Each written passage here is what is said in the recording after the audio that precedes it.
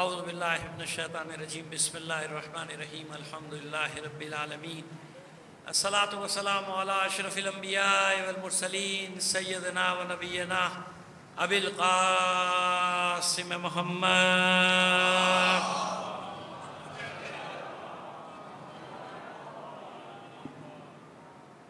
وآلہ الطیبین الطاہرین المعصومین ولعنت اللہ علی اعدائہم اجمعین من الان الى قیام یوم الدین اما بعد فقد قال اللہ تعالی فی کتابہ المبین وہو اصدق القائلین وقولہ الحق بسم اللہ الرحمن الرحیم قل ان اجتمعت الانس والجن علی ان یاتوا بمثل هذا القرآن لا یاتون بمثلہ ولو کان بعضهم لبعض ظہیرا۔ صلوات دیجیے محمد علی محمد۔ آپ سے درخواست کریں گے اپنے تمام مرحومین اور تمام شہداء ملت کے سال ثواب کے لیے ایک سورہ فاتحہ پڑھ کر وقت دیجیے گا۔ بسم اللہ۔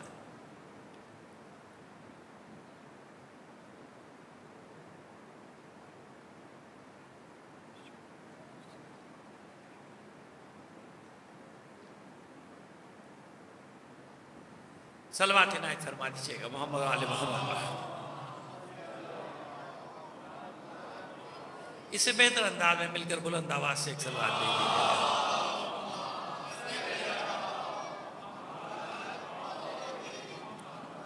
عزیزان محترم، وہ یاد دلا دیا بچے نے مجھے جہاں میں نے کل موضوع ختم کیا تھا ولایت تکوین کی، تو انشاءاللہ اس پہ بات ہوگی، لیکن جو عنوان لے کر چل رہے ہیں آغاز اسی سے، آغاز وہیں سے کریں گے تاکہ یہ نہ ہو کہ اپنے مضمون کو عنوان کو مولانا نے بیچ میں چھوڑ دیا، اس کو نہیں چھوڑیں گے، وہ ساتھ لے کر چلیں گے، لیکن اس کے ساتھ ہی جہاں کل بات چھوڑے گی اس کو بھی لے کر آگے چلیں۔ دیکھیے، ہم یہ عرض کریں آپ کی خدمت میں کہ معصومین نے کیوں اتنا زور دیا نا، قرآن قرآن قرآن قرآن، ساری تاکید۔ امام جعفر صادق علیہ السلام فرماتے ہیں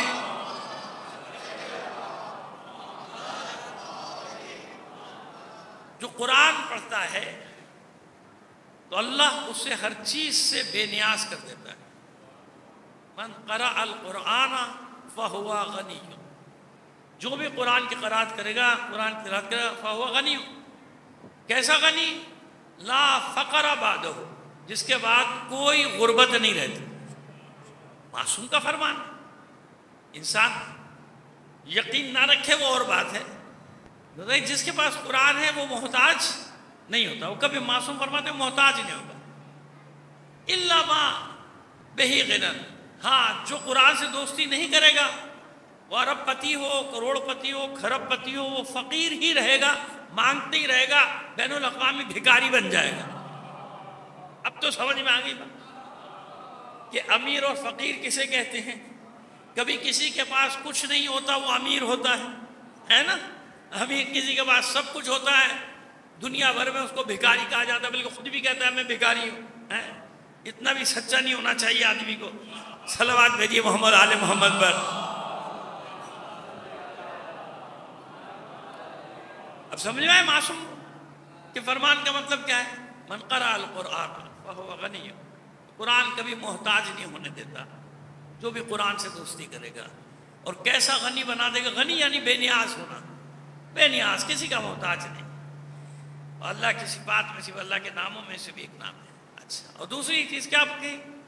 لا فقر بعدہ، ایسا غنی کر دے گا کہ اس کے بعد کسی قسم کا کوئی فقر ہو گئی، کوئی فقر، غربت نہیں ہو، کسی غریب نہیں ہو، جس کو کہتے ہیں فاقہ مست بھی ہوگا تو غریب نہیں ہوگا۔ یاد ہے، اس میں مطلب میں بڑی گہرائی ہے۔ ہوتے ہیں نا ایسے، ہیں ایسے قرآن کے قاری ہیں کہ بظاہر جن کے بعد کچھ بھی نہیں ہوگا، آپ دیکھو نا کچھ نہیں ہے، لیکن وہ کسی کے محتاج نہیں۔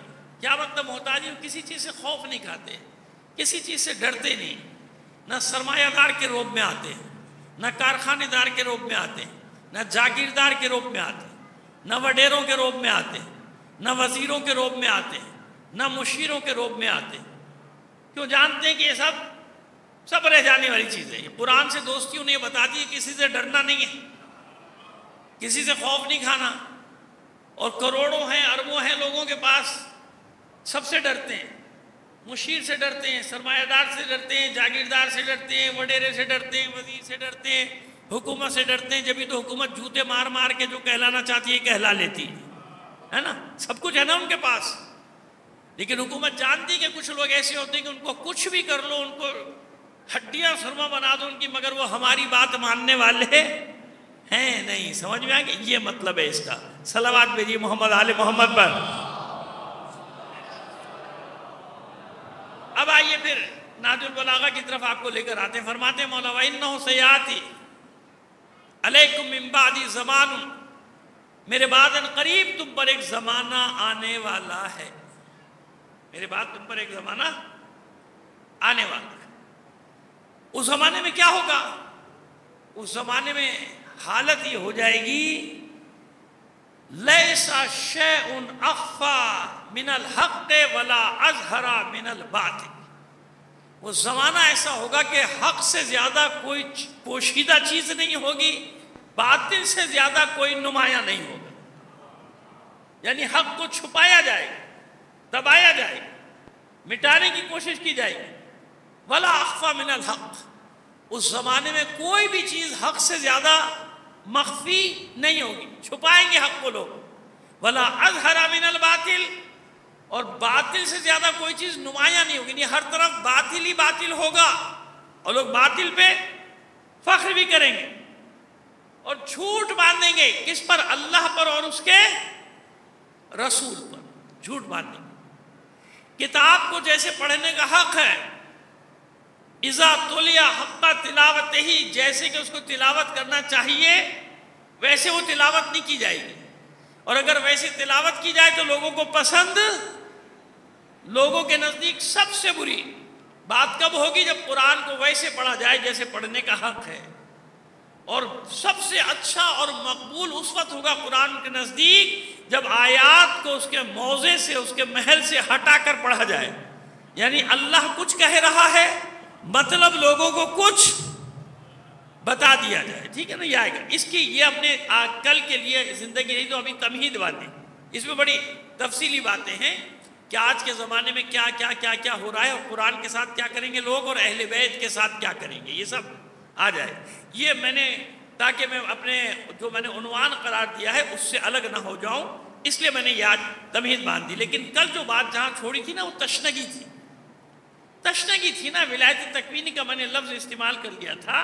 آسان ہے، لوگ استعمال کر لیتے ہیں، عام آدمی بھی استعمال کرتا ہے کہ معصوم کو ولایت تکوینی ہے، ولایت تکوینی. دلیل کیا ہے آپ کے پاس؟ دلائل ہونے چاہیے نا. میں نے ایک بات کہہ دی کہ جناب اشارہ کیا چاند کے 2 ٹکڑے ہو گئے، دوسرا کہتا ہمیں کیا پتہ ہوئے کہ نہیں ہوئے. آپ کہہ رہے ہیں، ہے نا؟ چلے شق قمر کا تو قرآن میں بھی کم سے کم مسلمان تو مانے گا نا، باقی نہیں مانتے. لیکن میں نے کہا کہ سورج پلٹا دیا، کہیں گے آپ کی ہیں جی ہم نہیں مانتے. کیا کر لیں گے آپ خوش ہوتے رہیے پڑھ کے. آپ کی مجلس میں میں نے پڑھ دیا، آپ نے نعرے بھی لگا دیے، درود بھی بھیج دیا. دوسرا تو نہیں مان رہا، دوسرا نہیں مان رہا. میں نے اپنی مجلس میں کہہ دیا کہ ستارہ سکڑ کر سمٹ کر علی کے آنگن میں اتر آیا، آپ نے مان لیا. مومن ہے نا، مومنین نے مان لیا کہ ہاں بالکل سچ ہے. دوسرا کہہ رہا ہے آپ کی بات ہے جی، اترا نہیں اترا ہمیں کیا پتا، آپ تو ایسے بناتے رہتے چیزیں. مسئلہ یہی الزام لگاتے ہیں نا. تو بس یاد رکھیے بعض چیزیں اپنی محفل میں بہت اچھی ہیں، اپنی مجلس میں بہت اچھی ہیں، لیکن دوسروں کے لیے اس وقت تک وہ قابل قبول نہیں ہوگی جب تک آپ دلیل قائم نہیں کریں. دلیل قائم کریں گے، حجت قائم کریں گے جب مزہ ہے نا. بھئی ہمارے یہاں خود اپنی بھی تو بہت سے ایسے لوگ ہوتے ہیں جن کو ہم کہتے ہیں شکاکین، ان کو ہر چیز میں شک ہوتا ہے نا؟ ہے نا ایسے؟ اب مجھے کوئی نام لینے کی ضرورت تھوڑی ہے، اتنا کافی ہے کہہ دینا ہر چیز میں شک. یہ کیوں، یہ کیوں، یہ کیوں؟ پھر مذاق بھی اڑاتے ہیں بعض چیزوں کا.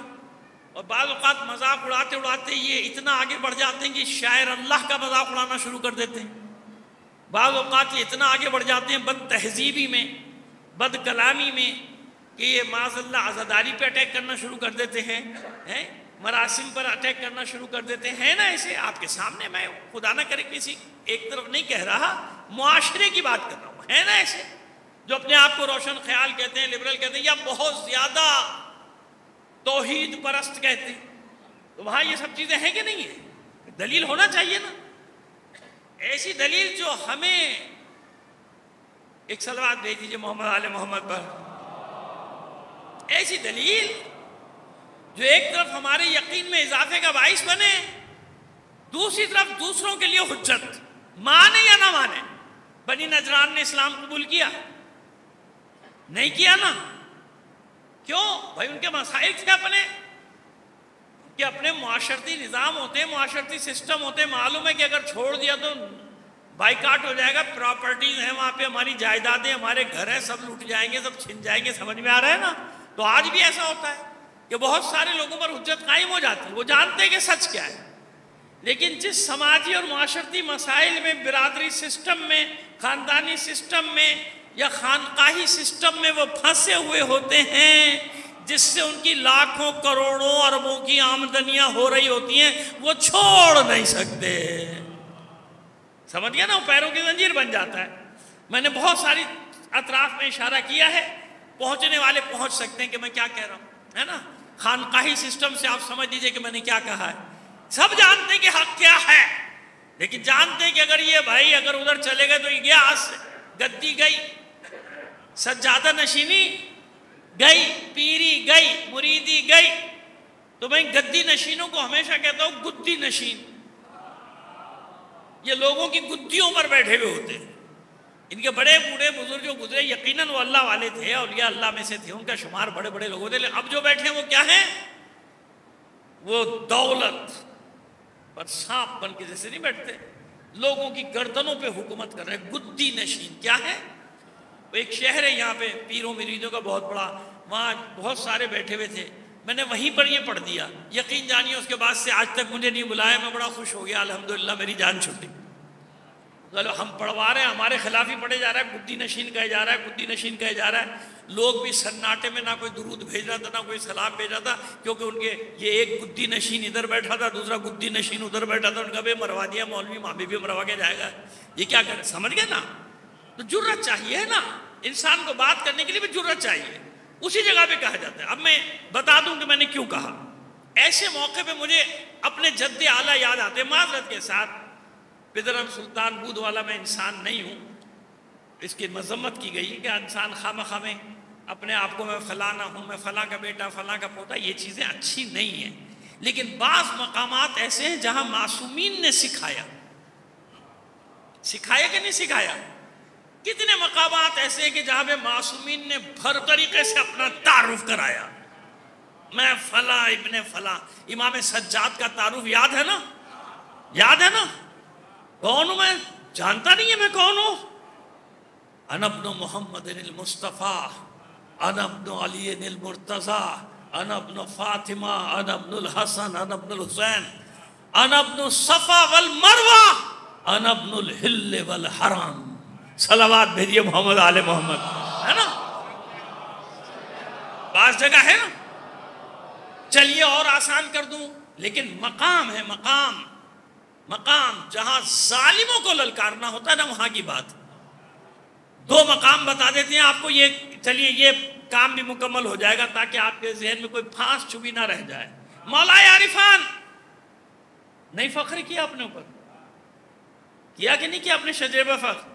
روئے زمین پہ پہلا نجیب الطرفین ہاشمی ہوں، میرا باپ بھی ہاشمی ہے، میری ماں بھی ہاشمی ہے، تو بھائی کچھ تو ہے نا ہاشم میں، کچھ تو ہوگا، وہ کبھی پڑھ دیں گے انشاءاللہ، امید کر رہے ہیں زندگی رہی پرسوں تک پڑھیں گے آپ کے سامنے جناب ہاشم کے بارے میں، مطلب کچھ ہے، کچھ تو ہے ہاشم میں، جو مولا کائنات کہہ رہے فخر کر رہا ہے میں ہاشم کا بیٹا ہوں، میرا باپ بھی ہاشمی ہے، میری ماں بھی ہاشمی۔ آگے چلیے، جس رسول نے منع کیا خبردار زبان جاہلیت کے اپنے باپ دادا کے کارناموں پہ فخر نہ کیا کرو، منع کر دیا تھا سب کو، لیکن حنین میں خود اپنا تعارف کرایا۔ کسی جنگ میں اللہ کے رسول نے رجز نہیں پڑھی، یاد رکھے گا میری بات، کسی جنگ میں نہیں پڑھی رجز، صرف ایک جنگ میں پڑھی ہے، اور وہ ہے جنگ حنین۔ احد میں بھی نہیں پڑھی، لڑنے کے لیے میدان میں گئی نہیں تو رجز کیوں پڑھیں گے، لیکن حنین میں پڑھی۔ حنین کا جانتے ہیں نا؟ بنی حوازن اور بنی ثقیف کے 12,000 تیر اندازوں نے، یا 5,000 کہیں کہا جاتا ہے، وہ پہاڑوں میں پہلے سے چھپے ہوئے تھے نا. جیسی حنین کی وادی میں مسلمانوں کا 12,000 کا لشکر داخل ہوا، انہیں نے تیروں پہ رکھ لیا. اب جب تیر آ رہے ادھر سے ادھر سے ادھر سے تو بھگدڑ مچ گئی. تاریخ یہی کہتی ہے.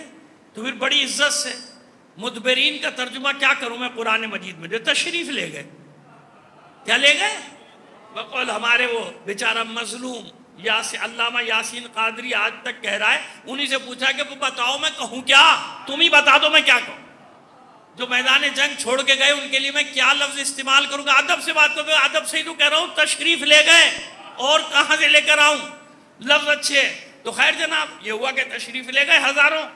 جب وہ تشریف لے گئے تو اب وہ کھڑا ہوا ہے جو احد میں کھڑا تھا سامنے، مقابلہ کر رہا ہے. حضور ایک بلند بڑے پتھر پہ چڑھ گئے. نہ اس کو پہاڑی کہا جا سکتا ہے، نہ اس کو ٹیلا. جیسے بڑے بڑے پتھر پڑے ہوتے ہیں پہاڑوں کے دامن میں بنے ہوتے ہیں نا، بڑے بڑے پتھر، ایک پتھر پہ کھڑے ہو تاکہ یہ سب فرار ہونے والے مجھے دیکھ لیں.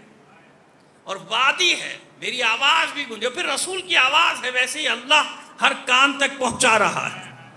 اس پتھر پہ کھڑے ہو کے اللہ کے رسول نے اپنا تعارف کرایا. انا النبی لا کذب، انا ابن عبد المطلب. میں نبی ہوں، اس میں کوئی جھوٹ نہیں. اور سنو، میں عبد المطلب کا بیٹا ہوں. یہ کیوں عبد المطلب سے تعارف کرایا تھا؟ کبھی سوچا آپ نے کیوں؟ اسی میں تو رمز ہے، رمز. یاد رکھیے، عربوں میں ایک قاعدہ تھا، جب کوئی بہت بڑا واقعہ ہوتا تھا وہاں سے سال کا آغاز ہوتا تھا. سال کا، حضور کے بعثت تک کون سا سال چل رہا تھا؟ کس سال میں حضور مبعوث ہوئے؟ 40 عام الفیل، چھٹی میں پڑھا تھا. آپ لوگ بھول گئے، مجھے یاد ہے. صلوات بھیجی محمد آل محمد پر. اور پتہ نہیں بیچارے ان بچوں کو پڑھایا گیا ابھی کہ نہیں پڑھایا گیا. عام الفیل، فیل 40واں سال تھا. کس کا سال تھا؟ فیل کا. جب فیل نے حملہ کیا تھا خانہ کعبہ پہ تو اس سے اس سے پہلے کیا چل رہا تھا؟ کعب، حضور کے ایک جد نے اتنا بڑا کارنامہ کیا تھا، 521 سال تک ان کے نام پہ سال چلتا رہا. کعب اول، کعب دو، کعب 3، سمجھ گیا. پھر اس کے بعد بعثت کے 13 سال، جو مکے کی بعثت ہوئی 13 سال، بعثت کا سال شمار ہونا شروع ہو گیا. اور پھر ہجری، جو اب تک، اب سمجھ میں آئی. اس لیے چھوٹی چھوٹی باتیں بتاتا رہتا ہوں کہ اب یہ باتیں بتانے والا ممبر سے نہیں کہتا کوئی نہیں ہے، لیکن 2-4 ہی رہ گئے، باقی کچھ اور یہ کہتے ہیں کہ چھوڑو ان باتوں میں کون وقت ضائع کرے. وہ باتیں کرو، پبلک کو خوش کرو، بھیجو گھر پہ. صلوات بھیجیے محمد آل محمد پر. تو یہ بچے جو بیٹھے ہوتے ہیں نا، بڑوں کو تو معلوم ہے سب. میری مجلس ہوتی ہے بچوں والی، بچوں کی طرح پڑھتا ہوں تاکہ بچوں کے کانوں تک یہ باتیں پہنچ جائیں جو میں کہہ رہا ہوں. اسی بہانے ان کی معلومات میں اضافہ ہوتا ہے. عام الفیل، تو عام الفیل چل رہا تھا نا، تو جناب عبد المطلب کی شجاعت کی دھاک بیٹھی ہوئی تھی پوری سرزمین عرب میں، پورے حجاز تھا. سب کو معلوم تھا کہ سب بھاگ گئے تھے مکہ چھوڑ کے سوائے عبد المطلب کے. وہاں سے عام الفیل کا آغاز ہوا تھا. عام الفیل اول، عام الفیل دوم، عام الفیل سے آپ سمجھ میں آ گئی ہماری بات جو ہم کہہ رہے ہیں. تو یہ عام الفیل وہ تھا. تو سب کو یاد تھا عبد المطلب کی بہادری کے چرچے تھے، اس سے پہلے ہاشم کے، پھر عبد المطلب کے. تو حضور نے یاد دلایا تھا بنی حوازن اور بنی ثقیف کو، سنو میں اس کا بیٹا ہوں عبد المطلب کا، جو ہاتھیوں کے لشکر کے مقابلے میں پیٹ نہیں دکھاتا. میں تمہارے سامنے سے کیسے چلا جاؤں گا؟ یار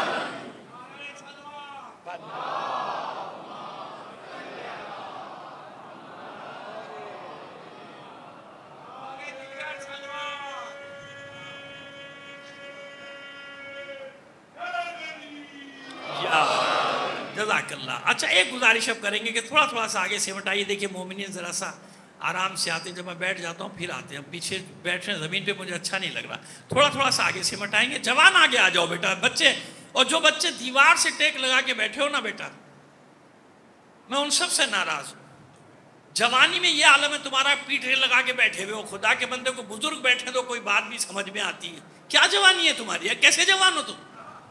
दीवारों से ستونوں سے ٹیک لگا کے بیٹھے ہو, چاقو چوبند ہو کے بیٹھو, ہوشیار ہو کے بیٹھو, بیدار ہو کے بیٹھو. بزرگوں کے لیے ہوتا ہے, میں ان کو تھوڑی روکتا ٹوکتا ہوں, بزرگ ہیں بیچارے, ان کے کسی کے گھٹنوں میں درد ہے یا کسی کی کمر, ان کا حق ہے کہ وہ دیوار سے ٹیک لگا کے بیٹھے, بھائی ان کا حق ہے کہ وہ کرسیوں پہ بیٹھیں. اس بچے کو کیا ہے, بیمار ہے میرا بچہ, پروردگار دعا کرے اللہ بے حق بیمار کربلا اسے صحت کاملہ و عاجلہ عطا فرمائے. اور کہیں دیکھیں نا, ان لوگوں کا حق ہے نا, یہ اسی کے لیے کرسیاں رکھی جاتی ہیں وہاں, جو مریض ہیں وہ بیٹھیں, جو چاقو جو بندے جوان وہ پیچھے پہ ٹیک لگائے بیٹھا ہے.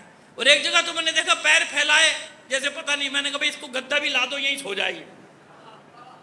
او بھائی فرش عزا ہے اللہ کے بندو, فرش عزا. میری مجبوری یہ ہے, میں اتنا بڑا آدمی نہیں, مگر مجھے ممبر پہ اس لیے بیٹھنا ہے کہ سب مجھے دیکھ لیں, میں کسی خوش فہمی میں نہیں ہوں, تاکہ سب کو نظر آ جاؤں, سب کی نظروں میں آ جاؤں, سب لوگ مجھے سن لیں. مگر سب سے بڑا مقام تو یہ فرش عزا ہے نا, جہاں معصوم آ کے بیٹھتے ہیں بھائی, یا قیدوں کے نہیں آتے, یا قیدوں نہیں آتے, تو اگر آتے تو سب سے بڑا مقام یہ ہے جہاں لوگ بیٹھتے نیچے, جہاں اللہ صلی علی محمد. جزاک اللہ. ایک بار اور بلند آواز سے صلوات الہی فرمائیں.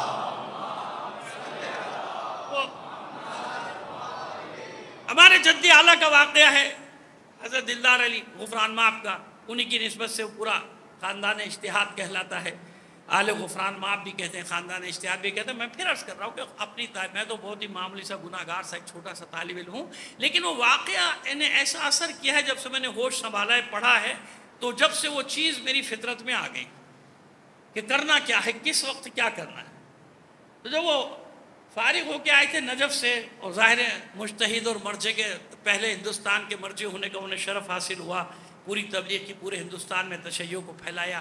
جو بھی تھا وہ سارے ایران عراق سب جگہ ہی ان کے لیے لکھا ہے, میں کوئی نئی بات نہیں کر رہا, سب نے تاریخیں لکھی ان کی, غفران مآب کی, کہ انہوں نے کیا کارنامے انجام دیے. تو وہ جب پہلا خطبہ دے رہے تھے تو نواب آصف الدولہ بھی آیا تھا, کیونکہ احترام ہوا تھا نا کہ ایک مجتہد بن کے آیا ہے ہمارے علاقے کا بھائی, اودھ کا آدمی. تو جمعے میں وہ جو ان کا جو وزیر تھا, شاید نواب رضا حسن یا حسن رضا خان اس کا نام تھا, اس نے ان سے کہا غلام آپ سے کہ دیکھو بھائی آپ خطبہ دینا ہے جمعے کا, لیکن دو چیزوں پہ بات نہیں کیجیے گا. ایک تو آصف الدولہ کی مونچھیں بڑی بھی ایسے نا تاؤ نہیں دیتے جیسے. گزارش کر رہا ہوں اپنے برادران سے کہ فیشن میں بھی ایسی مونچھیں نہ رکھنا, یہ تکبر کی علامت ہے, اور اللہ کبھی تکبر کرنے والوں کو پسند نہیں کرتے. جو مونچھوں پہ تاؤ دینے کے لیے سکتا ہے, سمجھ اس کی حالت ہی آپ دیکھو, غرور, یہ غرور کی علامت ہے. بڑا سمجھتا ہے کہ میں بہت بڑا پتہ نہیں فرعون ہوں, نمرود ہوں, یہ تکبر کی علامت, غرور کی علامت. ان اللہ لا یحب المستکبرین, اللہ غرور کرنے والوں کو ناک کو رگڑ دیتا ہے, کبھی نہیں. اور میں نے بڑے بڑے ایسوں کا انجام دیکھا ہے, اسی ملک میں دیکھا ہے, جو بڑا ساری زندگی اپنی مونچھوں کا ایسے تاؤ دیا کرتے تھے نا, جیسے بہت بڑے پتہ نہیں وہ کیا ہیں. تو جناب ایک ہی مونچھوں کو نہیں کہتے نا نواب کی, ورنہ تمہاری بھی نوکری گئی, میری بھی گئی. اور ایک نشے پر بات نہ کرنا. نواب صاحب تھے نا, تھوڑی سی تو پی لیتے تھے. اب ان کے زمانے میں لیبارٹریاں تو تھیں نہیں کہ کوئی جلدی سے شراب کو شہد بنا دیتا. آج تو ماشاءاللہ یہ فیسلٹی حاصل ہے نا, آج تو یہ فیسلٹی حاصل ہے کہ اگر شراب پکڑ لی جائے تو اپنے باپ کی لیبارٹری اپنے غلام ادھر بھرے ہوئے فوراً اس کو شہد بنائیں گے. نہیں بھائی تو شہد ہے, دیکھ لو, آپ بھی چکھ کے دیکھ لو, کمال ہے. یہ سارے معجزات اسی ملک میں ہوتے ہیں اور کہیں نہیں ہوتے ہیں. صلوات بھیجیے محمد آل محمد پر, ہے نا. اب تو جناب وہ کن چیزوں پہ بات, وہ چھپ رہے. وہ جب خطبہ شروع ہوا تو آگے آگے نواب بیٹھا ہوا, اور وہ بھی نواب آصف الدولہ اپنے زمانے کا ظاہر ہے, وہ پوری اودھ کی سلطنت کا مالک, اس کی اپنی فوج سب کچھ ہے. ایک دبدبہ اس کا, اس پورے ہندوستان میں اس کی حکومت کا سب سے بڑا نام, جو مختلف ریاستوں کی حکومتیں ہیں ان میں سب سے بڑی اس کی ریاست. پورا خطبہ انہی نے اسی پر دے دیا, آدھا خطبہ مونچھ پر, آدھا خطبہ بھنگ پر. بھنگ کا نشہ کرتا تھا. سمجھ میں آ گئی بات. او جناب ایک رنگ آ رہا ہے, ایک رنگ جا رہا ہے. نواب حسن رضا خان کا, انہوں نے کہا اس کی بھی گردن گئی, میری بھی گردن گئی. کیا ہوا؟ حق بات کا اثر، بیٹھا رہا، نہیں اٹھ کے گیا، نماز ختم ہی چلا گیا۔ جانے کے بعد اپنے کب حجرے میں سب سے پہلے اس نے اپنی مونچھیں کٹوائیں، صاف کر دی، اور اسی دن توبہ کی کہ آج کے بعد اب ہاتھ نہیں لگاؤں۔ کیوں؟ اس کو اتنی بات سمجھ میں آ گئی، یہی تو نہیں سمجھتے ہمارے بعض مولوی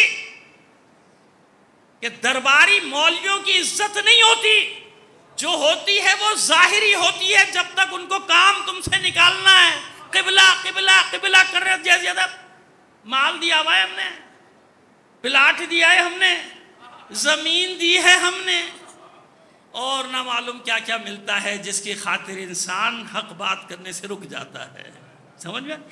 لیکن وہ بھی جانتے ہیں کہ ہر ایک کی زبان کو خریدنا اتنا آسان نہیں۔ تو وہ سمجھ گیا تھا کہ یہی حقیقی عالم ہے جس نے میرا خیال نہیں کیا کہ بادشاہ بیٹھا ہوا ہے کہ نواب بیٹھا ہوا۔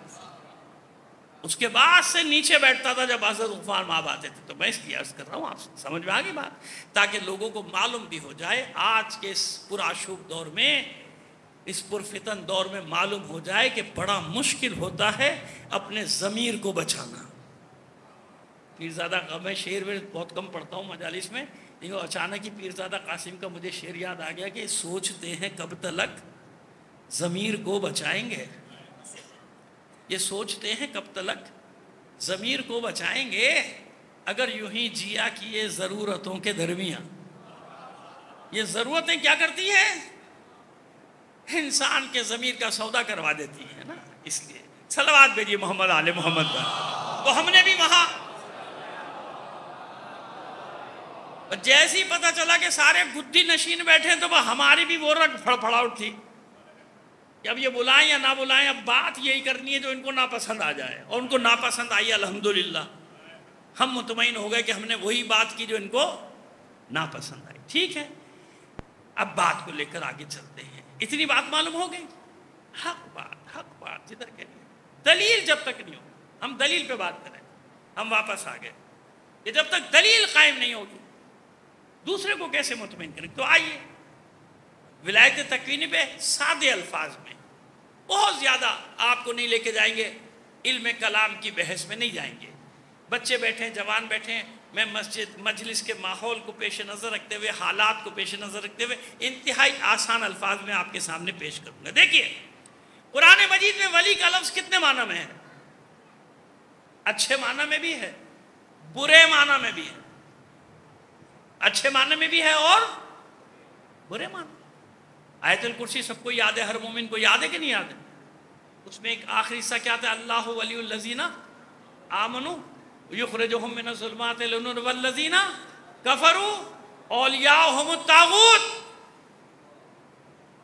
مومنوں کا سرپرست ہے اللہ، ان کا ولی ہے اللہ، اور جنہوں نے کفر کیا ان کے ولی کون ہے؟ ان کا ولی ہے طاغوت۔ تو ولی کا معنی آ گیا نا، اولیاء اللہ بھی ہیں، اولیاء شیطان بھی ہیں، یعنی یہاں ولی بے معنی دوست، سرپرست، حاکم، اچھا ہو یا برا، اچھا ہو یا برا، جیسا بھی ہو، قرآن کہہ رہا ہے یہ معنی ہوا۔ ایک اور معنی ہے المؤمنون والمؤمنات بعضهم اولیاء بعض، یہ مومنین اور مومنات ایک دوسرے کے ولی ہیں کہ نہیں ہیں؟ یہ بھی ایک معنی ہے یہ معنی؟ آئیے اور معنی آپ کو بتائیں، آسان کر دیں۔ دنیا میں ولی ہوتے نہیں ہوتے؟ خدا نہ کرے دنیا سے جا رہا ہے کوئی شخص، کسی کو ولی بنا دیتا ہے اپنے بچوں کا، بھائی میرے بچوں کا ولی یہ ہے، ولی کا معنی ہوا نہیں ہوا؟ کسی کو وکیل کو ولی بنا دیا، بھائی جب تک میرے بچے نابالغ ہیں یہ ولی ہے۔ لڑکی کا ولی کون ہے؟ اس کا باپ، اور خدا نہ کرے باپ نہ ہو تو بڑا بھائی، سب سے بڑا بھائی جو ہے وہ کیا ہے؟ لڑکی کا ولی ہے۔ کوئی فیصلہ کرنے والا نہ ہو، حاکم شرع ولی ہے نا؟ یا ناانصافی ہو رہی ہے کسی لڑکی کے ساتھ یا کسی لڑکے کے ساتھ، ہوتا ہے نا شادی بیاہ کے معاملات میں، اور فیصلہ نہ ہو تو حاکم شرع کو کیا حیثیت حاصل ہے؟ ولی کی۔ حاکم شرع فیصلہ کرے گا، یعنی مجتہد جامع الشرائط، ہر گلی میں بیٹھا ہوا نہیں، وہ فیصلہ کرے گا۔ تو وہ کیا ہوتا ہے؟ اللہ کی طرف سے اس کو یہ حق دیا گیا، ولی ولی ولی ولی ہے نا۔ جب انگریزوں کی حکومت تھی تو کیا کہتے تھے؟ کہاں جا رہے ہیں؟ ولایت جا رہے ہیں۔ کہاں جا رہے ہیں؟ کیوں؟ ولایت یعنی وہ حکومت کا سرچشمہ لندن تھا نا، لندن۔ حالانکہ اب بھی وہی ہے ماشاءاللہ، کوئی زیادہ فرق تو نہیں پڑا، لیکن ولایت کہا جاتا تھا نا، ولایت جا رہا ہے۔ کیوں؟ ولایت یعنی حکومت، اس کو والی بنا کر بھیج رہا ہوں فلاں علاقے کا، گورنر، حاکم، جو بھی کہہ لیجیے ہے نا۔ اتنے سے یہ سب قرآن میں مانا ہے، یہ سب مانا ہے، لیکن ایک مقام پر انما کے ساتھ ہے۔ بات قرآن سے کریں گے نا پھر تو مزہ آئے گا۔ ایک جگہ ہے انما، حالانکہ وہی پروردگار عالم بتا رہا ہے نا کہ مومنین ولی، مومنات ولی، وہ طاغوت ولی، شیطان ولی، ان کے دوست ولی، سب ہے قرآن میں، سب بتا دی۔ عالم ولی، باپ ولی، بھائی ولی، وکیل ولی، ہے کہ نہیں ہے؟ وصیت میں کسی کو بتا بھائی یہ ولی ہے کہ نہیں؟ یہ سب مانا ہے، لیکن ایک جگہ بتا رہا ہے بس کوئی ولی نہیں ہے، تین ہے۔ یہ آیت آپ نے بہت بار سنی ہے، اس میں مجالس بھی سنی ہے، میں کچھ اور مطلب بتا رہا ہوں، وہ مطلب بیان نہیں کر رہا جو آپ مسلسل سنتے ہیں، وہ بیان کرو کیوں کروں؟ وہ آپ کو معلوم ہے ماشاءاللہ، وہ آپ سنتے رہتے ہیں، وہ ہم راکعون تک کا مطلب، میں تو کچھ اور کہہ رہا ہوں۔ انما ولیکم اللہ ورسولہ والذین آمنوا الذین یقیمون الصلاۃ ویؤتون الزکاۃ وہم راکعون۔ نام نہیں ہے نا، چھوڑیے ابھی، مطلب دیکھیں کیا ہے بس۔ انما کیا ہے؟ کلمہ حصر۔ کلمہ حصر یعنی نہ کسی چیز کو اندر جانے دے گا باہر سے، اور جو باہر ہے اس کو نکلنے نہیں دے گا، حصار قائم کر دے گا۔ جس آیت پہ قرآن مجید میں انما آئے گا، اس کا مطلب یہ ہوگا کہ جو آیت کے اندر ہے باہر نہیں نکل سکتا، جو باہر ہے وہ انما الہکم واحد، بس اللہ ایک ہے نا۔ اب انما کا معنی سمجھ میں آ گیا۔ انما امرہ، ابھی تعریف کی تھی آپ کے سامنے، انما کلمہ حصر یعنی اس کے سوا کچھ بھی نہیں، بھائی یہی ہے مطلب، اور بالکل آسان ہو گیا۔ انما یرید اللہ لیذھب عنکم الرجس اہل البیت ویطہرکم تطہیرا۔ آسان ہو گیا۔ اب یہ انما کیا کر رہا ہے؟ اہل بیت کو صفت عصمت و طہارت سے الگ نہیں ہونے دے گا، غیر اہل بیت کو داخل نہیں ہونے دے گا۔ انما سمجھ میں آ گیا؟ اب اس انما کے ساتھ دیکھیں، انما ولی، بس اور کوئی نہیں ہے ولی۔ حالانکہ اتنی ولایتوں کا قرآن مجید میں ذکر ہے، اور کوئی ولی نہیں ہے، بس یہی ہے انما کے ساتھ، اور کچھ نہیں۔ اللہ تمہارا ولی ہے یعنی مولا ہے، بس اللہ تمہارا مولا ہے، رسول تمہارا مولا، اور وہ تیسرا۔ اب وہ کوئی بھی، ابھی چھوڑیے بات کی بات ہے، تو تین ہستیوں میں منحصر ہو گئی نا ولایت، تین ہستیوں میں ولایت، یہ ولایت خاصہ ہو گئی نا انما کے ساتھ۔ خالی ولایت نہیں، خالی ولایت تو ہر جگہ ذکر ہوئی قرآن مجید میں، جا بجا ذکر ہے، اب جا کے پڑھتے رہیے گا آپ کو سمجھ میں آتا رہے گا میرا مطلب، کہ ولی ہاں یہاں بھی ولی، یہاں بھی ولی، یہاں بھی ولی، یہاں بھی ولی ہے نا۔ انما کے ساتھ یہی ہے، انما کے ساتھ بس معلوم ہو گیا کہ یہ باقی ولایتیں الگ ہیں، یہ انما کے ساتھ جو آئی ہے، انما بس تمہارا مولا اللہ ہے اور رسول ہے، اور یہ تو طے ہو گیا نا، تین ولایتیں۔ اللہ کو ولایت کس نے دی ہے؟ کسی نے دی ہے؟ نہیں، بتا دیجئے معلوم ہو تو، ہمارے یہاں بھی بڑے بڑے ماشاءاللہ پیدا ہو گئے ہیں نا۔ اللہ کے لیے تو ذاتی ہے نا، اسے کسی نے دی تو نہیں۔ اللہ کی ولایت مطلق خاصہ، مطلق خاصہ، اللہ کو کسی نے ولایت دی نہیں، اس کی ذات کا حصہ ہے، اس کی ذات کا حصہ ہے، کسی نے اسے نہیں دی۔ اللہ کی ولایت، ولایت مطلقہ خاصہ کہلاتی، مطلقہ خاص، ہر شے اللہ کے سوا جو کچھ بھی ہے اس پر اس کی ولایت ہے، مولائیت ہے، حق، ٹھیک ہے۔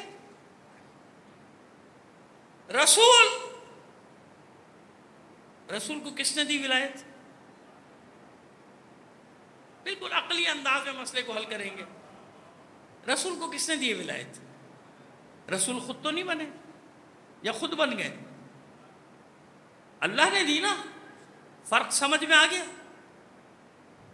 فرق سمجھ میں آ گیا نا کہ اللہ کے لیے ذاتی ہے، اسے کسی نے دی نہیں، اختیار دیا ہے اپنے رسول کو، لیکن اللہ نے دیا ہے، رسول نے خود۔ تو رسول اور اللہ برابر ہو سکتے ہیں؟ معاذ اللہ نہیں نا، آسان سی بات۔ تیسرا مولا، جو بھی ہے بعد میں بات کریں گے، اس نے خود لی ہے یا اسے دی گئی ہے؟ سیدھی سیدھی بات کریں، لگی لپٹی نہیں۔ میں نہیں ڈرتا کسی چیز سے، کیونکہ دلائل سے بات کرتا ہوں۔ کسی نے دی ہے یا خود لے لی ہے؟ یہ تیسرے نے دی ہے نا۔ اگر آپ کہتے ہیں کہ نہیں ہمیں نہیں پتا دی کہ نہیں دی، تو میں بتا دیتا ہوں کہ آپ کو سب پتا ہے، بھولے مت بنیے۔ آپ کو سب پتا ہے، بھولے مت بنیے۔ یہ بتائیے علی روز اول سے مولا ہے کہ نہیں؟ ہے نا۔ ذوالعشیرہ میں مولا تھے یا نہیں تھے؟ تو اللہ کے رسول نے اعلان کیوں نہیں کیا کہ مولا ہے؟ نہیں کیا۔ شب ہجرت مولا تھے یا نہیں تھے؟ کیوں نہیں اعلان کیا؟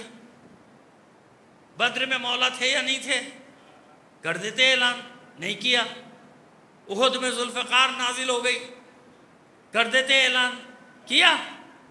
نہیں کیا۔ خندق میں، خیبر میں، مباہلے میں، فتح مکہ کے موقع پہ اعلان کیوں نہیں کیا؟ ہاں، دل کہتا ہے کہ شاید کئی مقامات پہ اللہ کے رسول نے چاہا ہو کہ بتا دوں، لیکن بتایا نہیں، بتایا نا، نہیں بتایا۔ کیوں؟ سمجھ میں نہیں آتی بات کہ علی کی ولایت بھی اللہ کا رسول نہیں پہنچائے گا، اعلان نہیں کرے گا جب تک وحی نہ آ جائے گی۔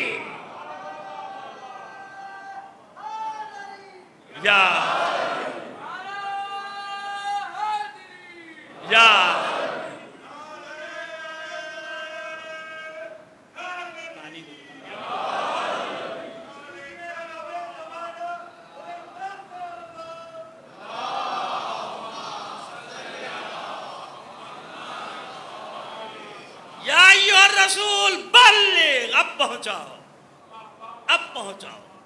کیونکہ وجوہات بھی بتا دیں گے، وقت اجازت نہیں دیتا، ایک اور مطلب بیان کرنا چاہتے ہیں، اس لیے کیوں کی بات بتا دیں گے کہ کیوں وہاں۔ لیکن یہ تو طے ہو گیا نا کہ جب تک اللہ کا حکم نہیں آیا، حالانکہ میں نے کیا کہا، خلقت کے وقت سے علی مولا ہے نا، لیکن جب تک اللہ کا حکم نہیں آئے گا اس وقت اللہ کا رسول بھی نہیں ہاں، جب حکم آ جائے تو اب کسی کا خوف نہ کھائیے آپ۔ واللہ یعصمک من الناس، چھوڑیے آپ، اب آپ بیان کر دیجئے، اعلان کر دیجئے، ٹھیک ہے۔ انما کے ساتھ جو ولایت ہے جو اللہ دے رہا ہے، یہ اختیار کے ساتھ دے رہا ہے یا بے اختیاری کے ساتھ دے رہا ہے؟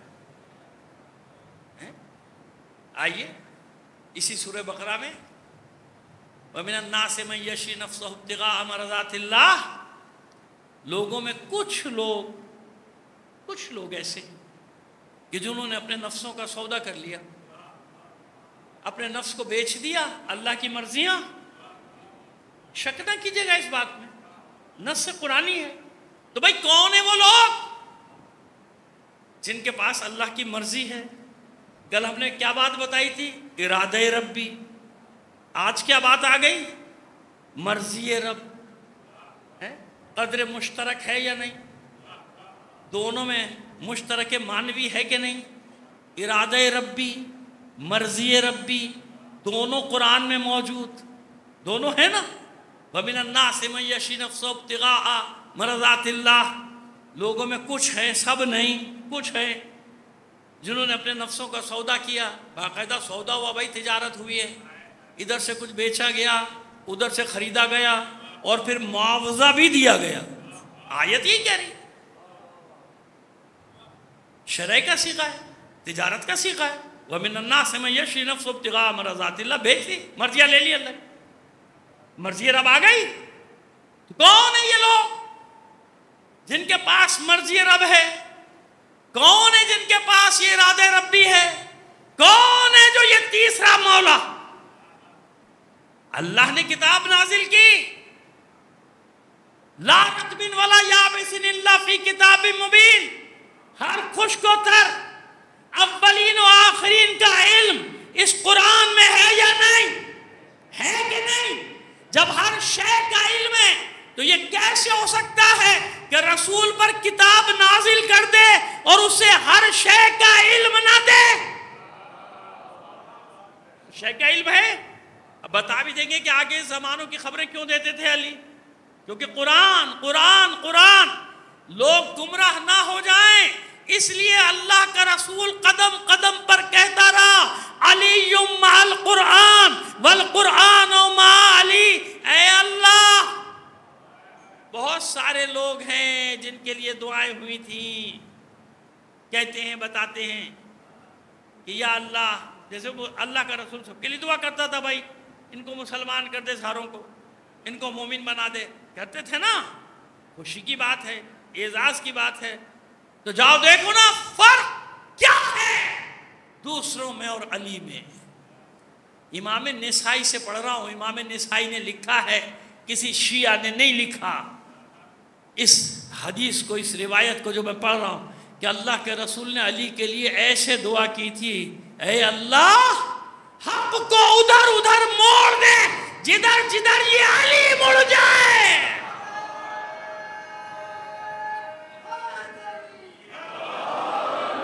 سمجھ میں آیا؟ تو جس کے پاس کتاب کا سارا علم ہوگا، ذرا سا علم ہو تو تخت بلقیس لے آئے، وہاں ولایت تکوینی پہ اعتراض نہیں کرتے ہو کہ کیسے ہو سکتا ہے سلیمان کا ایک وزیر، بھانجا، مشیر، اس میں اتنی طاقت ہو کہ پلک جھپکنے سے پہلے تخت کو لے آئے؟ وہاں مانتے ہو؟ اور کتنے مقامات ہیں قرآن مجید میں، گناتا چلا جاؤں، وہاں سب جگہ مان رہے ہو۔ گائے کے قصے کو مان رہے ہو، قرآن میں نا گائے کا قصہ، اس سب کو مان رہے ہو تم، چیونٹیوں کی گفتگو کو مان رہے ہو،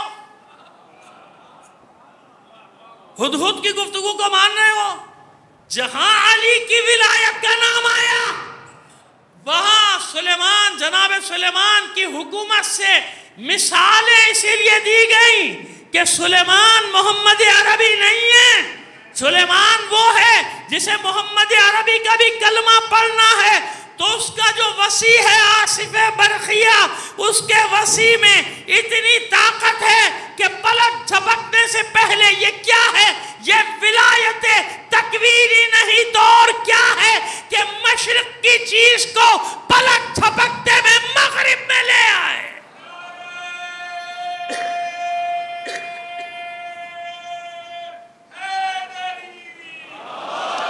ایک مثال، اللہ، یہ میں نے ایک مثال دی، صرف اسی پہ اشرا پڑھنے لگوں تو درجنوں بلکہ کئی سو مثالیں بن جائیں گی۔ ایک اشارہ دے دیا نا تاکہ سمجھ میں آ جائے آپ کو بات۔ اس کے پاس اتنی ولایت، جس کے پاس علم من الکتاب ہے اور جس کے پاس کتاب کا سارا علم ہے، جس کے لیے رسول گواہی دے رہا ہے علی مع القرآن والقرآن مع علی، علی مع الحق والحق مع، یہ ساری حدیثیں وہاں موجود ہیں ہمارے برادران کیا۔ اب تو وہ خود بھی بیان کرنے والے ان کے خود ہی آگئے میدان میں، وہ خود ہی بیان کرتے رہتے ہیں، اپنوں کو جواب دیتے رہتے ہیں، ہمیں ضرورت ہی نہیں پڑتی ہے۔ سمجھ میں آئے؟ تو بس جو محمد عربی کا وسیع ہوگا وہ کیسا ہوگا؟ جناب موسیٰ کا وسیع یوشع بن نون، مغرب سے پہلے پلٹنا ہے. یہی بابل اور نینوا کے قریب و مقامات، بلکہ ہلا جو شہر عراق نا، ہلا کے قریب وہ جگہ بتاتے ہیں جہاں سورج پلٹا تھا، جناب یوشع بن نون کی خاطر. کس کے وسیع ہیں؟ جناب موسیٰ علیہ السلام کے. جناب یوشع بن نون کس کے وسیع ہے؟ جناب موسیٰ علیہ السلام کے. تو پہلی بار ان کے لیے سورج پلٹا تھا. عجیب ہے، وہ مان رہے ہو کہ یوشع بن نون کی خاطر سورج پلٹ کے آیا. یہ ہے محمد عربی کا وسیع. کس کا مرتبہ بلند ہے؟ مرتبہ بلند نہیں ہے، تمام انبیاء کی خلقت ہی رحمت للعالمین کے صدقے میں ہوئی ہے. زندہ باد، زندہ باد،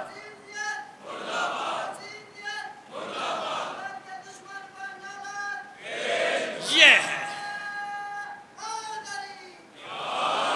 میں نے اشارہ کیا، میں نے اس کیا کہ اس پہ کبھی چاہیں گے اور تفصیل سے پڑھ دیں گے، بیچ میں جب آتی رہے گی بات تو کرتے چلے جائیں گے، لیکن کیونکہ کل ایک اشارہ کر دیا تھا تو آج ہم نے کہا ایک دو دلیلیں تو آپ کو دے دیں گے. یہ شک کے ساتھ نہیں ماننا ہے علی کو، شک کے ساتھ اہل بیت کے ساتھ زندگی بسر نہیں. یقین رکھ کہ اللہ نے ان کو یہ اختیارات دیے اختیارات دیے ہیں. ان کے لیے ذاتی نہیں ہے، اللہ کے لیے ولایت ذاتی ہے، اہل بیت کے لیے وہبی ہے، عطائی ہے، اللہ نے دی ہے. اسی لیے جتنا بڑا مرتبہ اتنا ہی زیادہ عبادت، اتنا ہی زیادہ سجدے، ہے نا. کل پھر ایک سن رہا تھا، بیٹھے ہمارے یہاں پتہ نہیں کیسے کیسے برسوں سے رٹا لگایا ہوا ہے کہ وہ دیکھیے نماز کی کیا اہمیت ہے. کچھ بھی نہیں ہے. حسین پشت پہ بیٹھے، نماز کھڑی رہی انتظار میں. حسین کے دماغ خراب ہے، صحیح ہے دماغ. اتنا سا مسئلہ سمجھ میں نہیں آ رہا تمہاری کہ اللہ اور اس کا رسول کیا سمجھانا چاہتا ہے. یہی واقعہ ہے نا، اور اس میں کوئی شک نہیں کہ یہ واقعہ ہے. تمام اہل سنت برادران کے بھی پڑھا جاتا ہے. حضور سجدے کی حالت میں تھے جب حسین آ گئے تھے، پشت پہ سوار ہو گئے. حضور نے چاہا تھا نا کہ سر اٹھا لیں، جبرائیل آ گئے، نہیں سر نہیں اٹھائی. جب تک حسین پشت پر ہے ذکر کرتے رہیے. کیا کرتے رہیے؟ کیا ذکر کر رہے تھے اللہ کے رسول سجدے میں؟ سبحانہ ربی العلیٰ.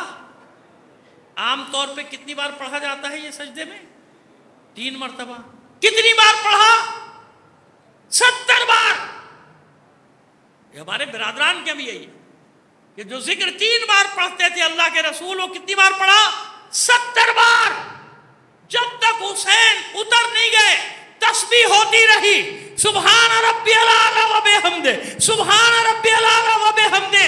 یہی تو مشیت دکھانا چاہتی ہے کہ حسین کے آنے سے عبادت کم نہیں ہوتی، عبادت بڑھ جاتی ہے.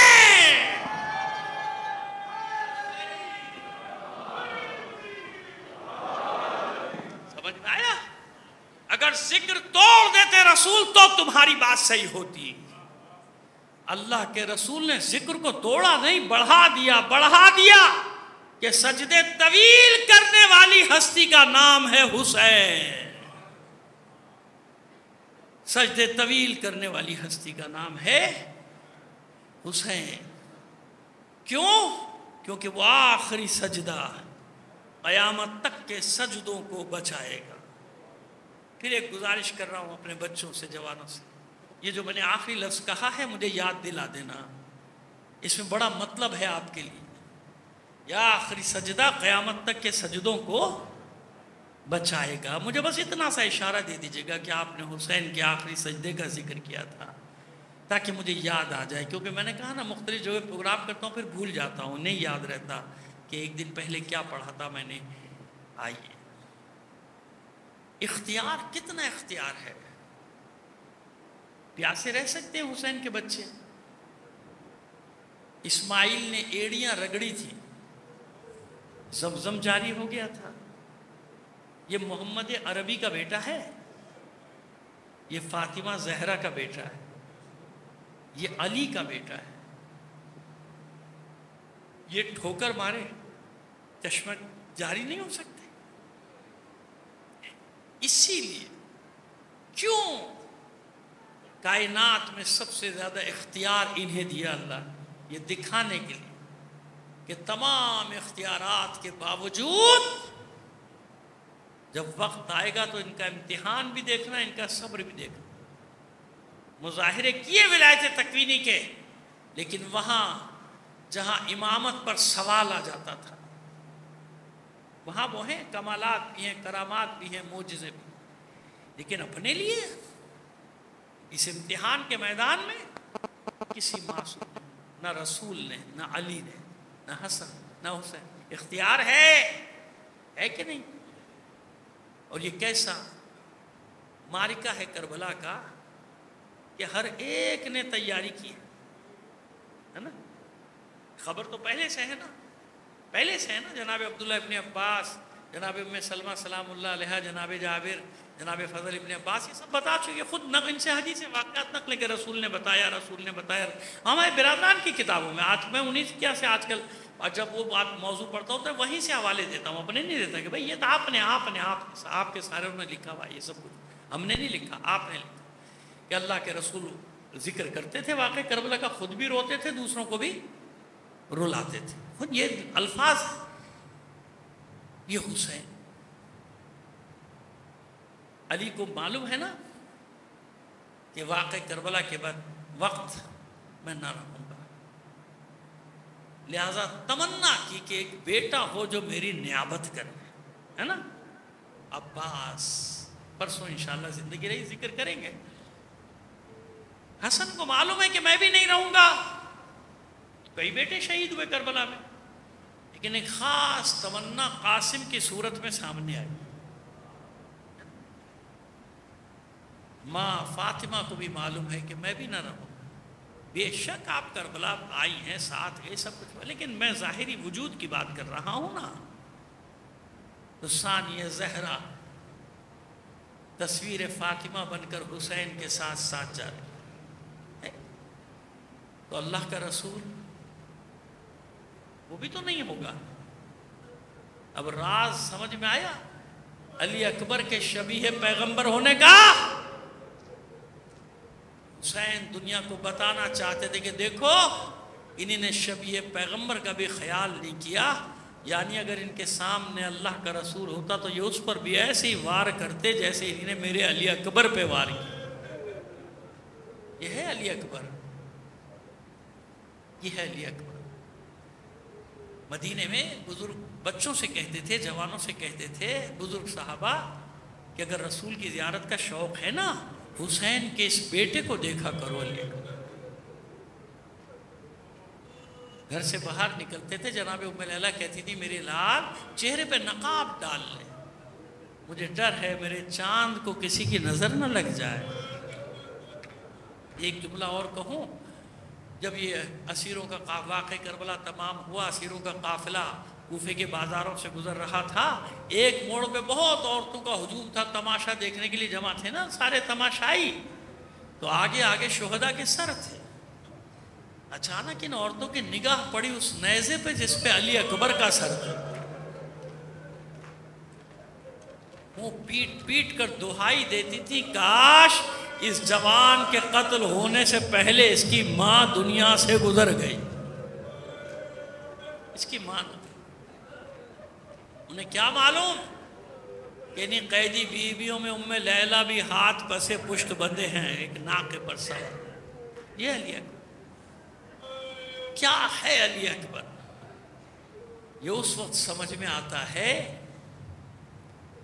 جب اجازت لینے آئے تھے علی اکبر حسین کی۔ حسین نے کبھی دائیں دیکھا کبھی بائیں دیکھا، کیوں؟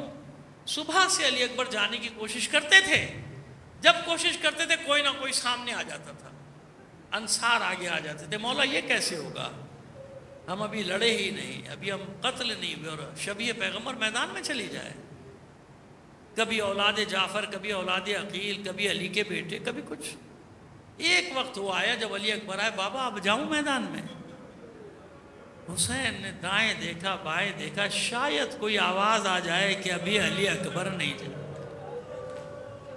ابھی علی اکبر، لیکن کوئی نہ تھا علی اکبر کو روکنے والا، اور حسین بھی کیسے روکتے، سب کے لاشیں تو حسین خود اٹھا کے، بس ایک جملہ کہا، بیٹا جا ماں سے رخصت ہو لے، ماں کی خدمت میں آئے ہیں بڑے اطمینان سے۔ ابھی دیکھیں گا میں آپ کو دو منظر بتاؤں گا، ایک یہ اور ایک آخر میں، کہ ام لیلہ نے بڑے اطمینان سے کہا، بیٹا میں کون ہوتی ہوں اجازت دینے والی، جس پھوپھی نے پال کے جوان کیا ہے اس سے اجازت، اطمینان ہے، بڑا اطمینان، جاؤ۔ رات بھر تو خود نصیحت کیے، بیٹا قربان ہو جانا باپ، لیکن ابھی بتاتا ہوں علی اکبر کی شہادت کے بعد ہوا کیا تھا۔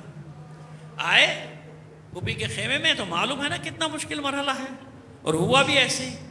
ثانیہ زہرا نے دیکھا، منہ پھیر لیا، سلام کیا، کہا پھوپھی اماں کبھی ایسا نہیں ہوا، ہم آئے ہوں آپ نے رخ پھیر لیا ہو، غلطی ہو گئی ہم سے کوئی؟ کہا نہیں بیٹا، بھلا تجھ سے کیا خطا ہوگی، لیکن میں جانتی ہوں آج تو جس ارادے سے آیا ہے، علی اکبر تیری جوانی بچانے کے لیے میں نے اپنے اون محمد کو قتل، تجھے میدان میں جانے کی اجازت نہیں دوں۔ بس وہی طریقہ اختیار کیا علی اکبر نے جو اون محمد کے لیے خود ثانیہ زہرا نے اختیار کیا تھا، کہ وہ بھی اماں بس یہ بتائیے آپ کا مرتبہ بلند ہے یا میری دادی زہرا کا؟ اگر قیامت کے دن میری دادی زہرا نے پوچھ لیا، اپنے علی اکبر کو بچا لیا، میرا حسین قتل ہو گیا، پیار آ گیا زینب کو اپنے علی اکبر کو، پیشانی کے بوسے لے رہی ہیں، آنسو بہہ رہے ہیں، اب نہیں روکوں گی میرے لال، میں اب نہیں روکوں گی تم۔ لیکن پھر بھی عزادارو بتاؤں آپ کو، مقتل میں آپ پڑھتے بھی رہتے ہیں اور سنتے بھی رہتے ہیں کہ علی اکبر کی رخصت ایسی تھی کہ 70 بار پردہ اٹھا ہے، 70 بار گرا۔ جب علی اکبر نکلنے کی کوشش کرتے تھے بیویاں واپس کھینچ لی، مجھے نہیں معلوم، بس میرا گمان ہے، تصور میں دیکھتا ہوں کبھی ماں کھینچ لیتی ہوگی ایک بار اور صدقے ہو جانے دیں، کبھی پھوپھی کھینچ لیتی ہوگی ایک بار اور بلائیں لینے دیں، کبھی کوئی چھوٹی بچی دامن سے لپٹ جاتی ہوگی، بھیا نہ جاؤ نہ جاؤ۔ جو میدان میں گیا وہ واپس نہیں آیا، بڑی مشکل سے علی اکبر خیمے سے نکلے، اور جب علی اکبر نکلے ہیں حسین باغ تھامے کھڑے، حسرت سے بیٹے کو دیکھا، سوار کرایا، جاؤ بیٹا بس تھوڑی دیر میں ہم بھی تمہارے پیچھے پیچھے آ رہے ہیں۔ علی اکبر مقتل کی طرف بڑھے، میدان کی طرف بڑھے، چند قدم سواری آگے گئی تھی، احساس ہوا کہ پیچھے پیچھے کوئی آ رہا ہے۔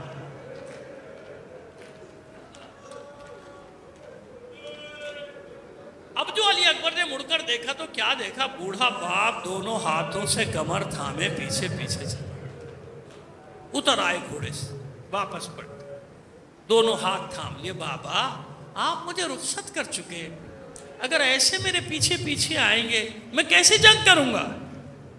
بے تاب ہو کر حسین نے علی اکبر کو سینے سے لگا کے بیچ لی، میرے لال تیرا کوئی تجھ جیسا بیٹا ہوتا اور اس طرح تیروں تلواروں کے زخم کھانے جا رہا ہوتا تو تو میری کیفیت کو سمجھ سکتا تھا۔ اچھا بیٹا جا، لیکن جہاں تک ہو سکے اپنے بابا کو مڑ مڑ کر دیکھتا جا۔ عزاداران حسین بس ایک منظر آپ کو بتا رہا ہوں، میں بہت تفصیل سے پڑھتا ہوں جناب علی اکبر کی شہادت، لیکن میرے پاس اس وقت نہیں ہے، معذرت چاہتا ہوں آپ سے، لیکن سنیے کیا ہوا۔ ایک وقت ایسا آیا کہ فضہ نے دیکھا کہ حسین میدان میں کبھی دائیں طرف دوڑ رہے ہیں کبھی بائیں طرف۔ جانتے ہیں کیوں؟ جس سمت میں علی اکبر حملہ کرنے جاتے تھے نا، حسین اسی طرف دوڑتے تھے تاکہ میرا علی اکبر میری آنکھوں کے سامنے رہے، میرا بیٹا میرے سامنے رہے۔ لیکن عزاداران حسین ایک وقت ایسا آیا جب حسین کو علی اکبر نظر نہ آیا، حسین نے بلند آواز سے پکارنا شروع کیا، علی اکبر علی اکبر، کس طرف ہے علی اکبر؟ ارے جواب دے، حسین تجھے پکار رہا ہے، علی اکبر کدھر ہے؟ حسین کا چاند علی اکبر شام کی سیاہ بدلیوں میں چھپ گیا۔ بابا تیرے علی اکبر کے ہاتھ سے سپر گر گیا، بابا تیرے علی اکبر کا خود گر گیا۔ چاروں طرف سے تلواروں کے، نیزوں کے، برچھیوں کے وار تھے، زخموں سے چور علی اکبر گھوڑے کی گردن پہ گر پڑے، اپنی باہیں گھوڑے کے گلے میں ڈال دی۔ ابھی گرے نہیں تھے گھوڑے سے کہ سنان ابن انس ملعون آگے بڑھا، اس نے پوری برچھی علی اکبر کے پہلو میں اتار دی۔ جوان کی پسلیاں تھی، اب اس ملعون نے اپنے نیزے کو جو واپس کھینچنا چاہا، نیزے کی انی ٹوٹ کر کلیجے میں رہ گئی، بس اس برچھی کا لگنا تھا۔ علی اکبر سے گھوڑے پہ ٹھہرا نہ گیا۔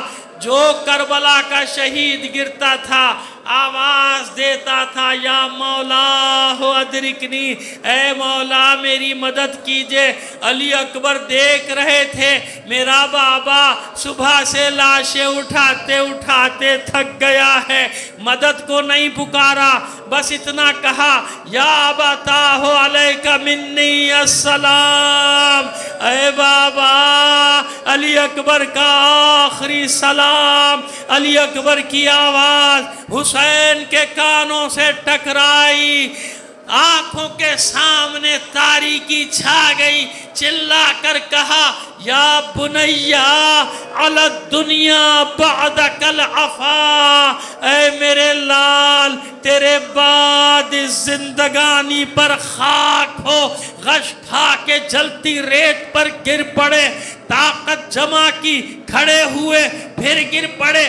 جب حسین سے چلا نہ گیا تو پنجوں کے بل، کبھی کوہنیوں کے بل، زانووں کے بل اپنے وجود کو جلتی ریت پر گھسیٹنا شروع کیا۔ آواز دیتے جاتے تھے، علی اکبر کدھر ہے؟ علی اکبر کس طرف گرا ہے؟ ارے تیری آواز نے میری بینائی چھین لی، مجھے راستہ نظر نہیں آتا۔ جانے کیسے ٹھوکریں کھاتے ہوئے حسین علی اکبر کے سرہانے پہنچے، کچھ رمق جاں باقی ہے، سر اٹھا کے زانوں پہ رکھا، رخساروں پہ رخسار، بیٹا آنکھیں کھول، دیکھ بابا آیا ہے۔ علی اکبر نے آنکھیں کھولی، سلام کیا، حسین نے حال پوچھا، میرے لال کس حال میں ہے؟ علی اکبر کہتے ہیں، بابا نیزے کی انی ٹوٹ کر کلیجے میں رہ گئی ہے، بہت اذیت میں ہوں، بہت تکلیف پہ ہوں۔ حسین نے جلتی ریت پر لٹا دیا علی اکبر کو، جیسے کہہ رہے ہوں، اچھا میرے لال یہ امتحان بھی لے گا، حسین یہ امتحان بھی دے گا۔ دونوں زانو ریت پر، ایک ہاتھ علی اکبر کے سینے پر، دوسرا کلیجے میں برچھی کا پھل نکالنے کے لیے۔ رسول بھی آ گئے ہوں گے، بابا بھی آ گئے ہوں گے، ارے ماں تو مدینے سے ساتھ ساتھ آ رہی ہے، کوئی بعید نہیں۔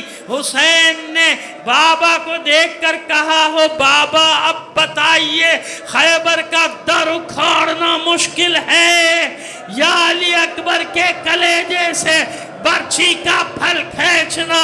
اللہ اکبر کہا، برچھی کا پھل کھینچا، ادھر پھل نکلا، کلیجہ ساتھ آ گیا، ادھر کلیجہ نکلا، علی اکبر کا دم نکل گیا۔ حسین نے ساری طاقت جمع کی، علی اکبر کے لاشے کو اٹھا لیا، اٹھا تو لیا، چلا نہ گیا، پھر جلتی ریت پر علی اکبر کا لاشا رکھ دیا۔ گنج شہیدہ کا رخ کر کے آواز دی، میرے شیرو میری مدد کرو، مجھ سے علی اکبر کا لاشا نہیں اٹھتا۔ کوئی جواب نہ آیا۔ خیموں کا رخ کر کے آواز دی، اطفال بنی ہاشم آؤ میری مدد کرو، مجھ سے جوان کا لاشا نہیں اٹھتا۔ حسین کی آواز خیموں سے ٹکرائی، خیموں کے پردے اٹھنا شروع ہوئے، چھوٹے چھوٹے بچے واہ حسینہ کہتے دوڑے قتل گاہ کی طرف. ابھی سنیے گا، میں نے ختم نہیں کیے مسائب. کیا کیا حسین نے؟ حسین نے اپنے دونوں ہاتھ علی اکبر کے بازوؤں میں ڈالے، لاشے کو گھسیٹنا شروع کیا. اس طرح گھسٹتے جاتے تھے علی اکبر کہ آپ کے پیروں سے لکیر یعنی خط بنتے جاتے تھے ریت پہ. پہنچ گئے خیمے میں، بیبیاں جمع ہیں، درمیان میں علی اکبر کا لاشا ہے، ماتم ہو رہا ہے. ثانیہ زہرا نے چاروں طرف نگاہیں دوڑائیں. علی اکبر کی ماں ام لیلہ نظر نہ آئی. فضہ سے کہا فضہ جا اکبر کی ماں کو تو بلا کر لا. سنو عزادارو آخری جملہ. اب جو فضہ ام لیلہ کے خیمے میں داخل ہوئی تو کیا منظر تھا؟ ام لیلہ کبھی خیمے کے اس ستون سے ٹکراتی تھی، کبھی اس ستون سے ٹکراتی تھی، چلاتی جاتی تھی لوگوں مجھے راستہ نظر نہیں آتا، مجھے خیمے کا دروازہ نظر نہیں آتا، ارے مجھے راستہ بتاؤ، مجھے اپنے علی اکبر کے